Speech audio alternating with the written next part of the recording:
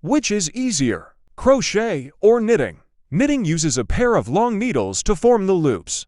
Moving a set of loops from one needle to another, the stitches are held on the needle. Crochet uses a single hook to hook the loops together directly on the piece. It is this major difference that makes crochet much easier to work with than knitting.